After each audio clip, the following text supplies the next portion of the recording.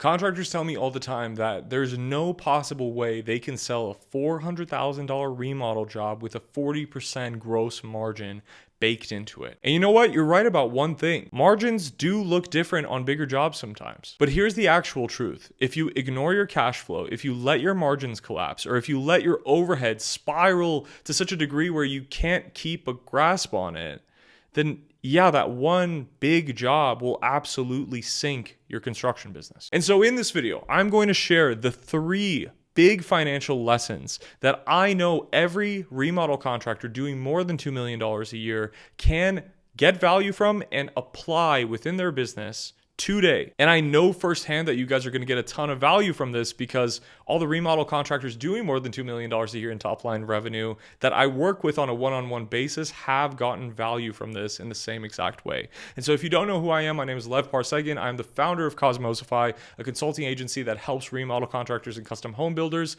bring order to their business so they can make more money and ultimately spend more time with the people that they love doing things that they love. And hopefully I can do my best job ripping this with one take. So here's the first lesson I want you guys to learn. Margin compression does not equal margin collapse. Here's what I mean by this. Let's just do some really basic math. Let's say you have a $50,000 remodel, a $50,000 bathroom remodel specifically, right?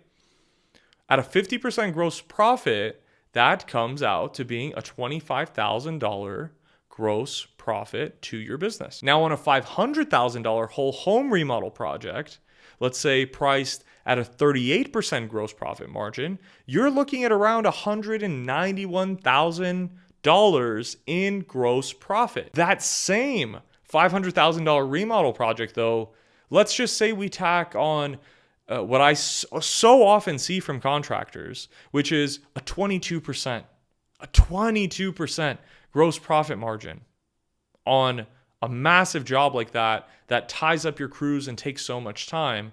22%, that equates to a measly $110,000 gross profit. Now, I know what you're thinking. You're like, dude, how greedy are you? $110,000? That's measly to you? Yeah, it is. Because the thing that so many contractors don't take into consideration is that when they sign higher ticket projects, you are also signing yourself up for longer periods of risk. Okay? And longer periods to perform services. And so the longer time that it takes for you to perform a service, the more room there is for there to be a potential error within the whole process. And if you're sitting here and you're watching this video, or maybe you're standing in your kitchen and you're, making a burrito for tomorrow, and you're thinking, dude, I'm so efficient. I know what I'm doing. Things don't go wrong. Stop lying to yourself, okay? You're not lying to me. Like, change orders happen all the freaking time. And they can happen for literally the randomest reasons. The randomest reasons. It could be completely out of your control in some cases, right? It could be a city issue, like a city piping issue. And somebody who may have just done some unlicensed work on their house and they didn't notify you prior to, you opening up some lines, that could be a $20,000 change order right there. And I'm only bringing up that example because that was a conversation that I just recently had with a project manager candidate that we were interviewing for one of our remodel contractors that's looking for a PM right now.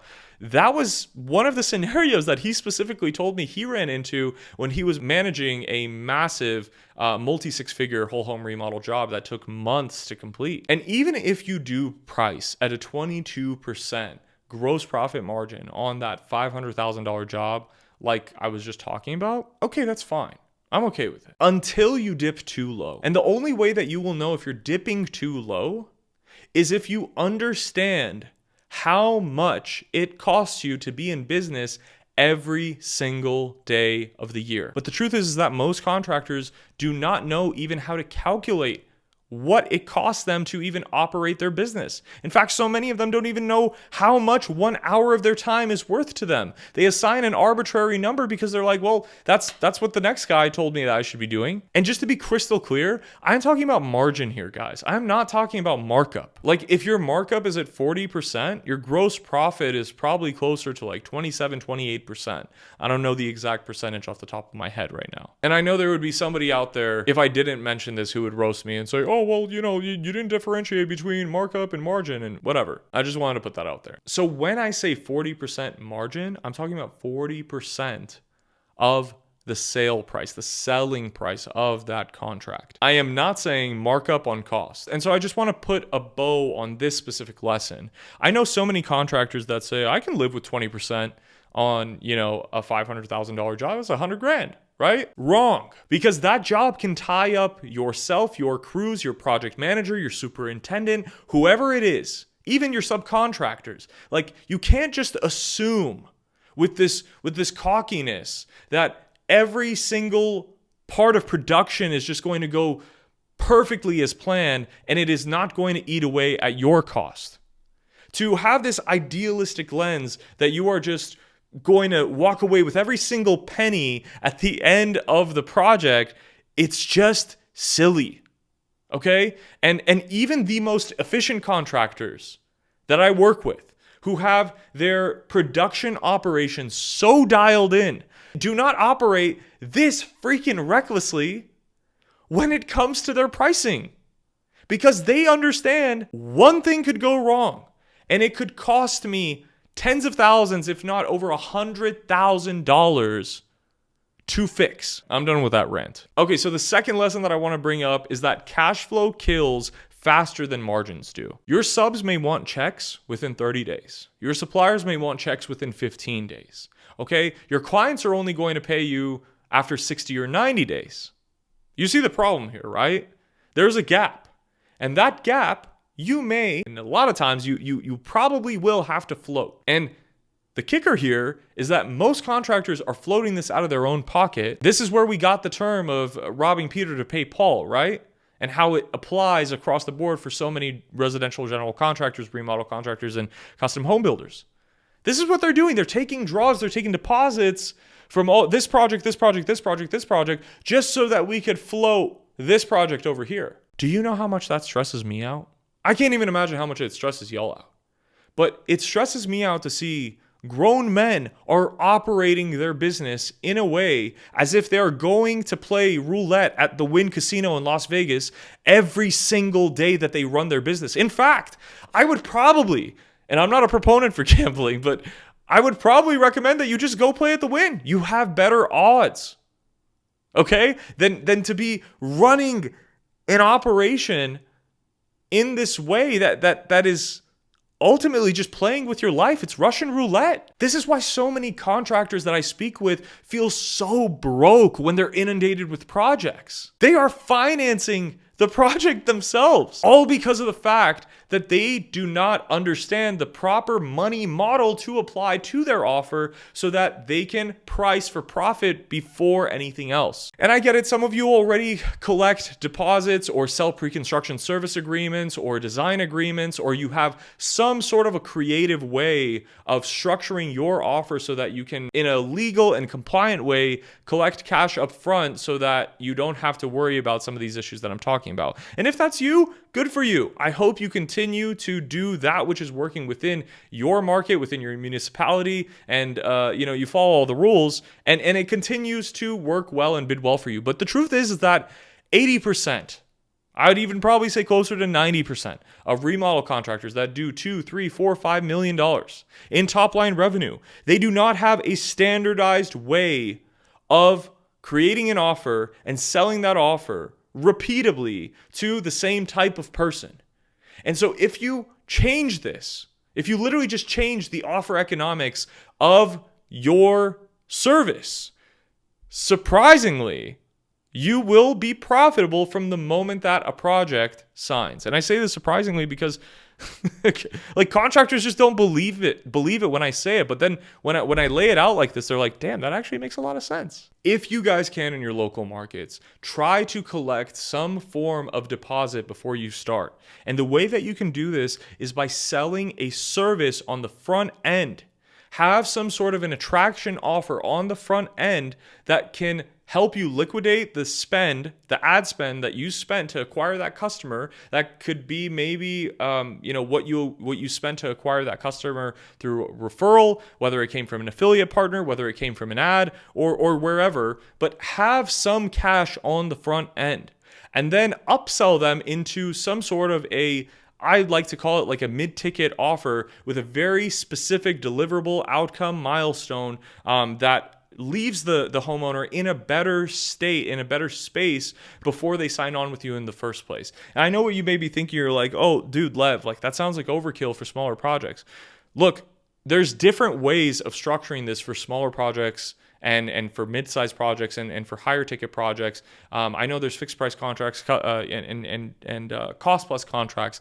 I'm not going to get into all the minutia of all the different types of offers that you can run, but the thing that you need to start doing is just changing up your offers, period, so that you don't have to struggle with all these cash flow issues. Okay, so that is lesson number 2. Apply that any way you see fit. And again, I don't want to make any crazy outlandish claims that I will save your business if you're able to apply this stuff. But from what I've seen personally, the contractors who do apply these things typically have a better experience of themselves and of the clients that they work with when they apply these things, and can experience some joy.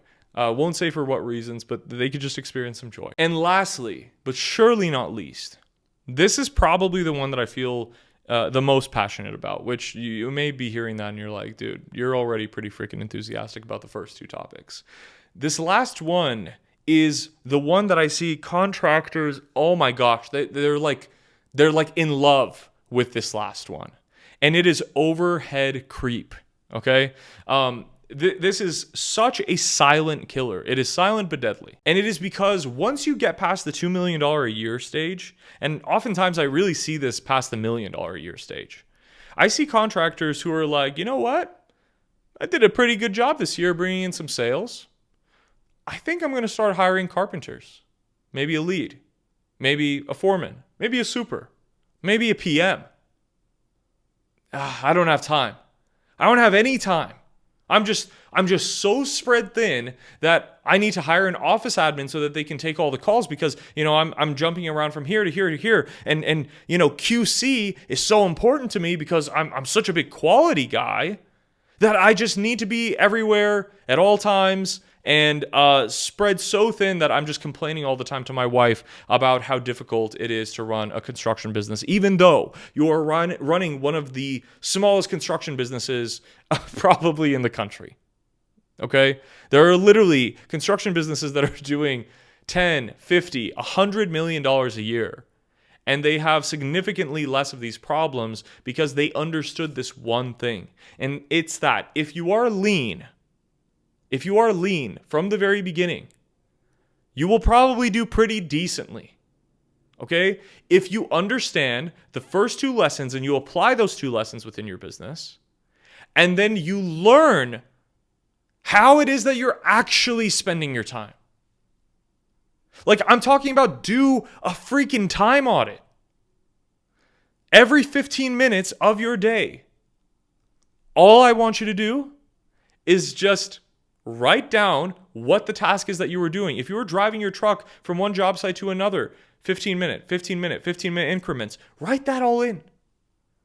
If you're eating with your wife and tutoring your kids at night, if you even have a chance to do that stuff, write it all down, 15-minute time log.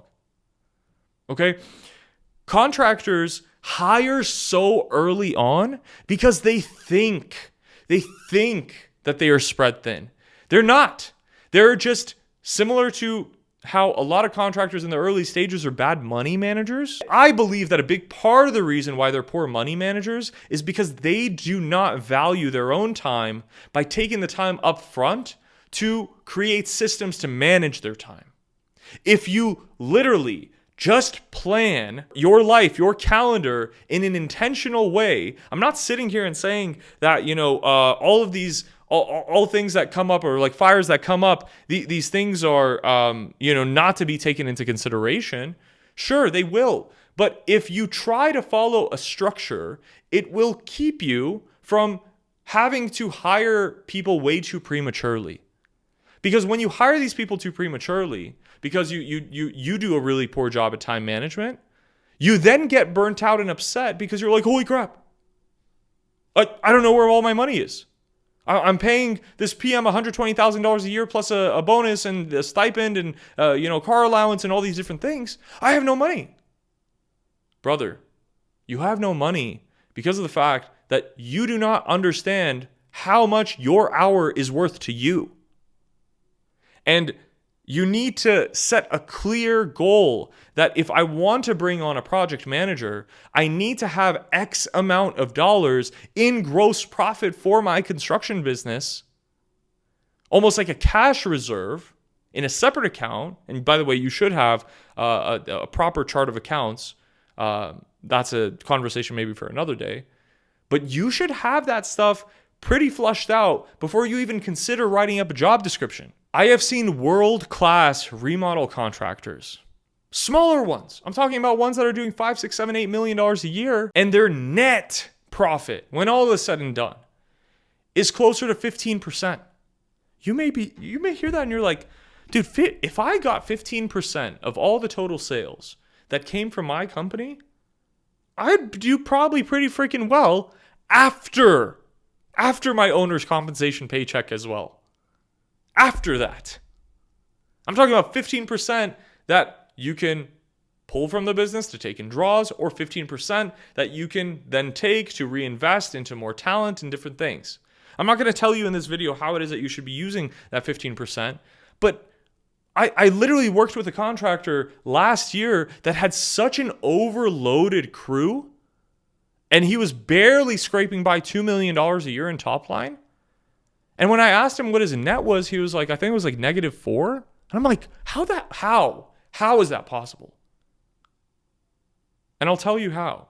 It's because he didn't have a grip on these three things that I was just telling you about. He didn't have a grip on how much his time is actually worth to him. And so he just thought that if I throw people into the mix, that will make my life easier. So contractors, these are going to be your guardrails. They're not going to be your commandments, okay? But they will be your guardrails. Lesson number 1, margins compress a little. But I like to believe that if they collapse below 35%, you could be in danger zone. Lesson number 2, cash flow does kill faster than margins do. And so if you don't apply the right money model to your construction business, the likelihood of you keeping more money at the end of every job or at the end of every year is going to be very, very, very unlikely. And the last lesson is that overhead grows faster than revenue if you do not keep an eye on it. So try and keep your net above 10 to 15% minimum. And if you do go under that, you better have a really damn good reason as to why. And so guys, I want you to take away this lesson. Remodelers don't grow broke because they can't build. In fact, all the guys that I've mentioned in this video, they're pretty darn good builders. They go broke because they have not systematized their numbers. And more simply, they just don't even know what numbers they should be looking for within their business. Protect your margins, protect your cash, and protect your net. Okay?